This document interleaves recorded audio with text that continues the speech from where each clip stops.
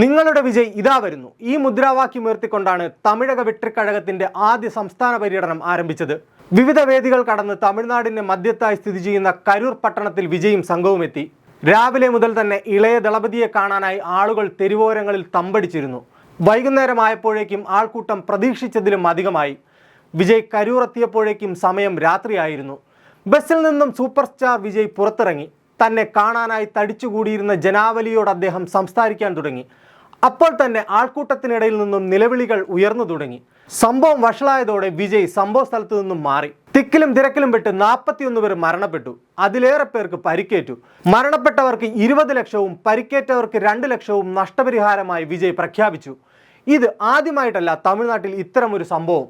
തങ്ങളുടെ പ്രിയ നേതാവിനെ കാണാനായി ആൾക്കൂട്ടം പാഞ്ഞെത്തുകയും തുടർന്നുണ്ടാകുന്ന തിക്കിലും തിരക്കിലും പെട്ട് ആളുകൾ മരണപ്പെടുകയും ചെയ്ത സംഭവം തമിഴ്നാട്ടിൽ ഇതിനു മുൻപുണ്ടായത് 1992-ലാണ്. തമിഴകത്ത് ഭരണം നടത്തുന്നത് പുരൈച്ചി തലവി ജയലളിത. 1992 ഫെബ്രുവരി 18-ന് കുംഭകോണം പട്ടണത്തിൽ വലിയൊരു ഉത്സവം നടക്കുകയാണ്. അതിരാവിലെ മുതൽ തന്നെ മഹാമഹം കുളത്തിനു ചുറ്റും ആളും ആർപ്പുവിളികളും. ഉച്ചയ്ക്ക് 12:15 ജയലളിതയും തോഴി ശശികലയും കുളത്തിൽ പുണ്യസ്നാനം നടത്താനെത്തി. അമ്മ ജയലളിതയെ കാണാനായി മക്കൾ ഓടിക്കൂടി. തിരക്ക് ക്രമാതീതമായി. ഉത്സവത്തിന്റെ ആർപ്പുവിളികൾക്കും മേൽ നിലവിളി ശബ്ദം മുഴങ്ങിക്കേട്ടു. ഉടനടി സുരക്ഷാ ഉദ്യോഗസ്ഥർ മുഖ്യമന്ത്രി ജയലളിതയെയും തോഴിയെയും സുരക്ഷിത സ്ഥാനങ്ങളിലേക്ക് മാറ്റി. ജയലളിത രക്ഷാപ്രവർത്തനത്തിന്റെ നേതൃത്വം ഏറ്റെടുത്തു. സർക്കാർ ഉദ്യോഗസ്ഥർ, പോലീസ്, മെഡിക്കൽ ടീമുകൾ എന്നിവരെ ദുരന്ത സ്ഥലത്തേക്ക് അയച്ചുകൊണ്ട് ജയലളിത ദുരന്ത നിവാരണത്തിന്റെ നേതൃത്വം ഏറ്റെടുത്തു.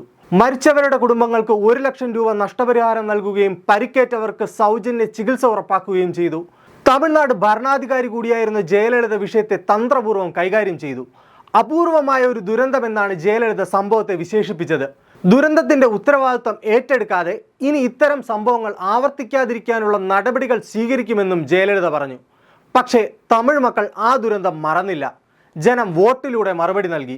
1996-ലെ തിരഞ്ഞെടുപ്പിൽ ജയലളിതയുടെ നേതൃത്വത്തിലുള്ള AIADMK വൻ പരാജയം നേരിട്ടു. മുഖ്യമന്ത്രി സ്ഥാനാർത്ഥിയായ ജയലളിത തന്നെ പരാജയപ്പെട്ടു.